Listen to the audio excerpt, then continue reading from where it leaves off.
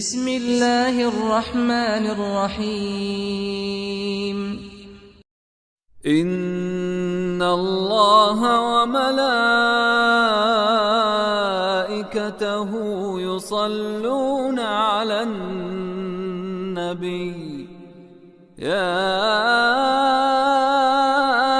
أيها الذين آمنوا صلوا عليه وسلموا تسليما.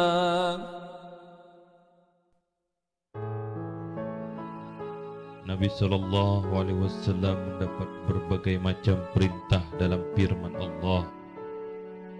Hai orang yang berselimut, bangunlah, lalu berilah peringatan dan agungkanlah Rabb, dan bersihkanlah pakaian, dan tinggalkanlah perbuatan dosa. Dan janganlah kamu memberi dengan maksud memperoleh balasan yang lebih banyak. Dan untuk memenuhi perintah Rabbmu, bersabarlah. Ayat Al-Mudaththir ayat 1-7. Pada hakikatnya ini mempunyai tujuan yang jauh, berpengaruh kuat dan nyata, yang dapat dirinci sebagai berikut.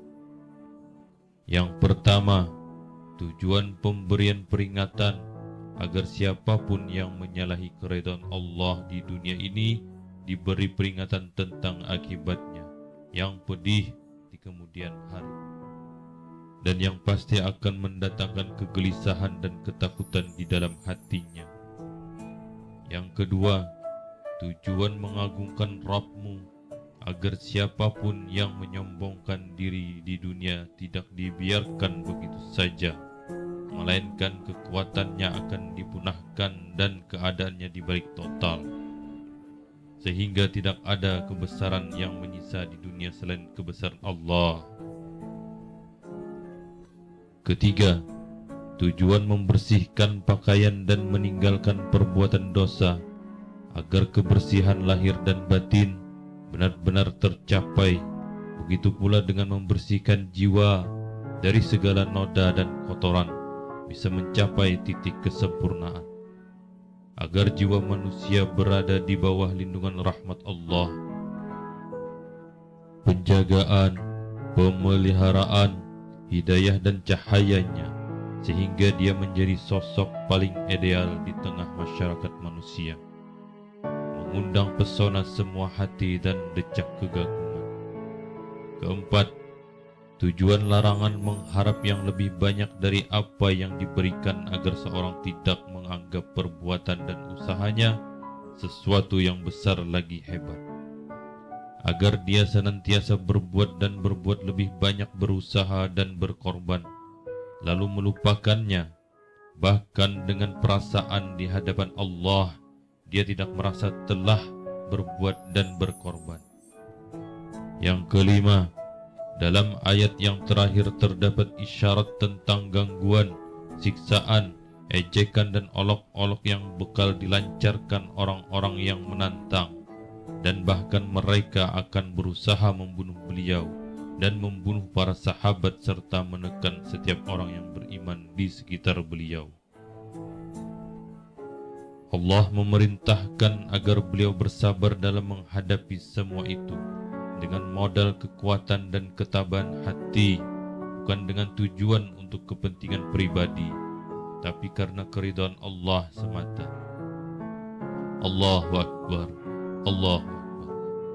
Alangkah sederhana perintah-perintah ini jika dilihat secara sepintas lalu.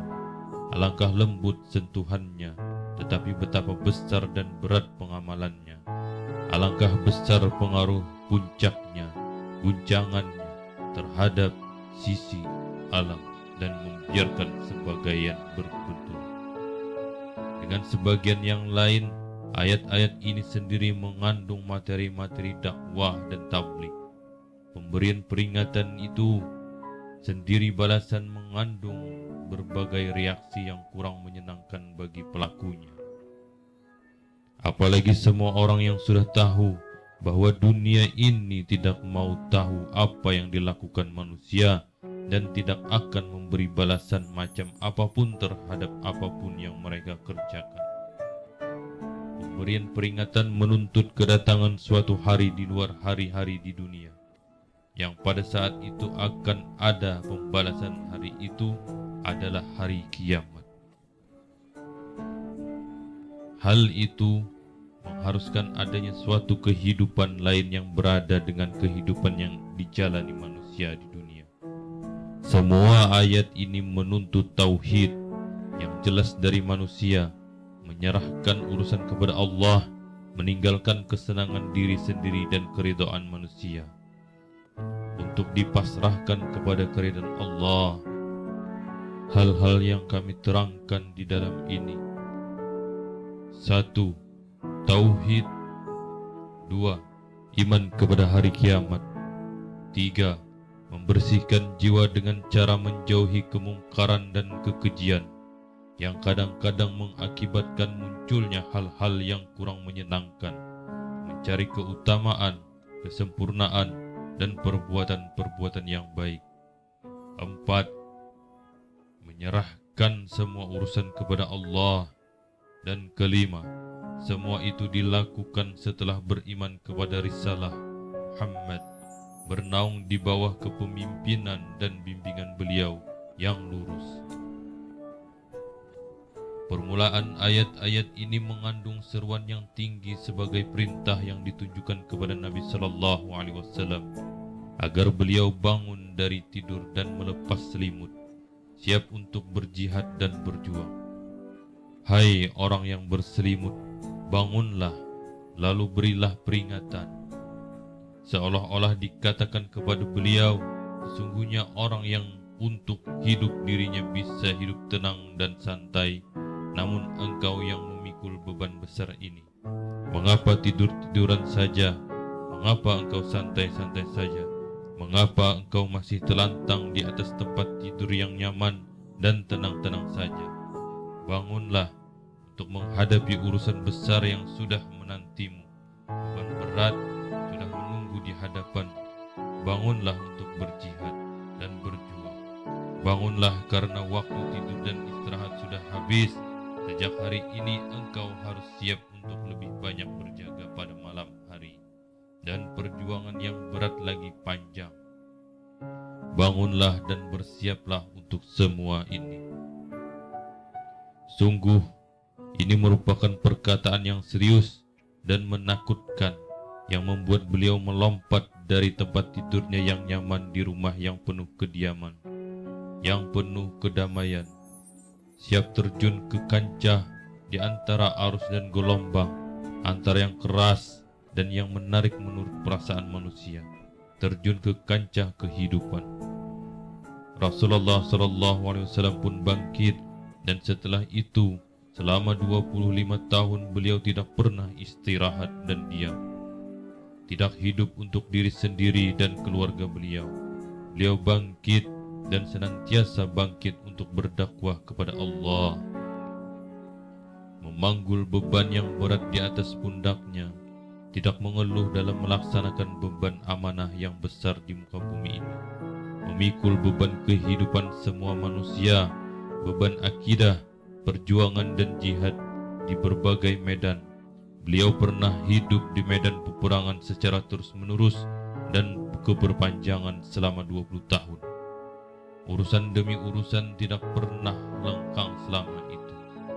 Sejak beliau mendengar seruan yang agung dan mendapat beban kewajiban. Semoga Allah memberikan balasan kebaikan kepada beliau dan kepada siapapun. 3 tahun dakwah secara sembunyi-sembunyi. Seperti yang sudah diketahui bahwa Makkah merupakan pusat agama bagi bangsa Arab.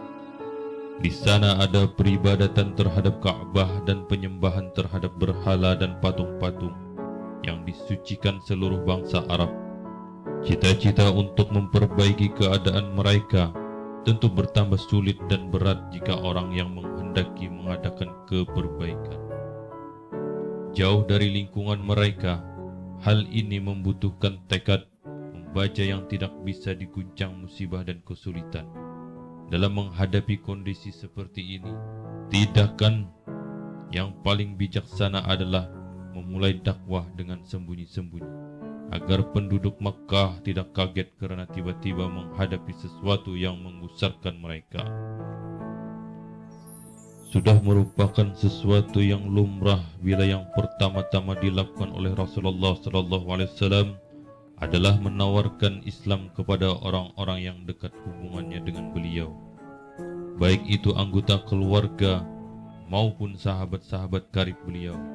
Beliau menyuruh mereka kepada Islam, juga menyuruh siapapun yang dirasa memiliki kebaikan, yang sudah beliau kenal secara baik dan mereka pun mengenal beliau secara baik, yaitu mereka yang memang diketahui mencintai kebaikan dan kebenaran, dan mereka mengenal kejujuran dan kelurusan beliau. Mereka yang diseru ini langsung memenuhi semaam beliau, karena mereka sama sekali tidak menyaksikan keagungan diri beliau dan kejujuran pengabaran yang beliau sampaikan. Dalam sejarah Islam, mereka dikenal dengan sebutan As-Sabiqun Al-Awwalun, yang terdahulu dan yang pertama-tama masuk Islam. Mereka adalah yang pertama istri beliau, Ummul Mukminin Khadijah binti Khuwailid. Yang kedua, pembantu beliau, Zaid bin Harithah bin Shuraibil Al-Khalid.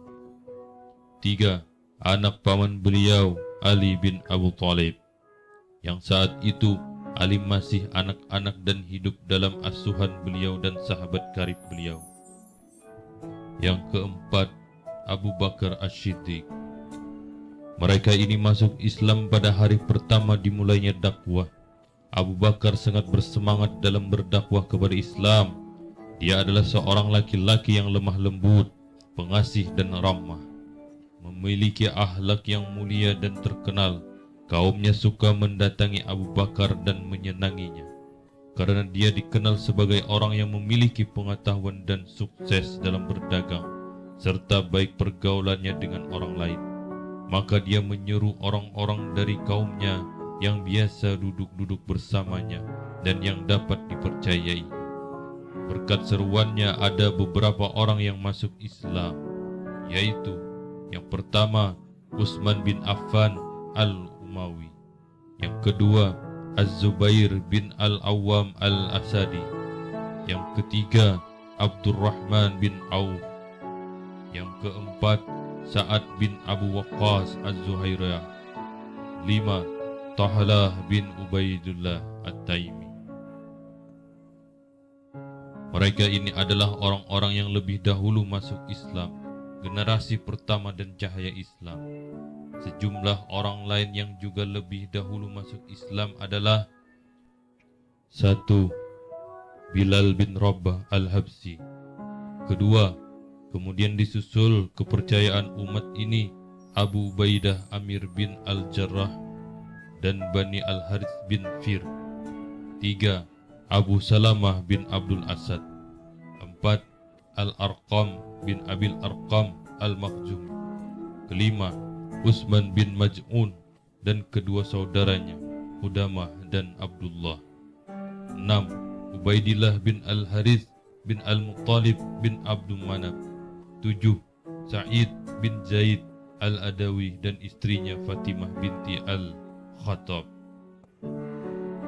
Al-Adawiyah, saudari Umar bin Al-Khattab. 8. Khabab bin Al-Arad. 9. Abdullah bin Mas'ud Al-Hujali, dan masih banyak lagi. Mereka ini juga disebut As-Sabiqun Al-Awwalun, yang semuanya berasal dari kabilah Quraisy. Ibnu Hisam menghitung jumlah mereka lebih dari 40 orang. Namun siapa saja nama selain yang disebutkan di atas perlu diteliti lagi. Ibnu Ishaq berkata, setelah itu banyak orang yang masuk Islam, baik laki-laki maupun wanita, sehingga nama Islam menyebar di seluruh Mekah dan banyak yang membicarakannya. Mereka masuk Islam secara sembunyi-sembunyi. Rasulullah SAW menemui mereka dan mengajarkan agama secara kucing-kucingan, sebab dakwah saat itu dilakukan secara sembunyi-sembunyi dan secara perorangan. Wahyu diturunkan sedikit demi sedikit, lalu berhenti setelah turunnya awal surat Al-Mudaththir. Ayat-ayat dan potongan surat yang saat turun itu berupa ayat-ayat pendek, dengan penggalan kata yang indah dan sentuhan lembut. Sesuai dengan iklim yang juga lembut pada saat itu, berisi sanjungan mensucikan jiwa dan celaan mengotorinya dengan keduniaan. Berisi ciri-ciri surga dan neraka, keduanya seolah-olah tampak di depan mata, membawa orang-orang mukmin ke dunia lain tidak seperti dunia yang ada pada saat itu. Di antara wahyu yang pertama-tama turun adalah perintah salat.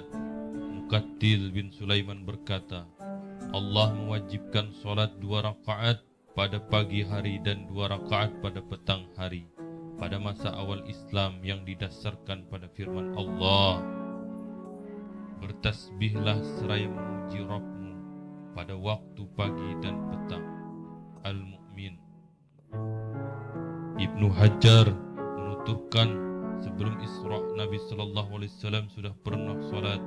Demikian juga para sahabat, namun terdapat perbedaan pendapat apakah ada salat yang diwajibkan sebelum ada kewajiban salat 5 waktu ataukah tidak. Ada yang berpendapat yang diwajibkan pada masa itu adalah salat sebelum terbit matahari dan sebelum terbenamnya matahari.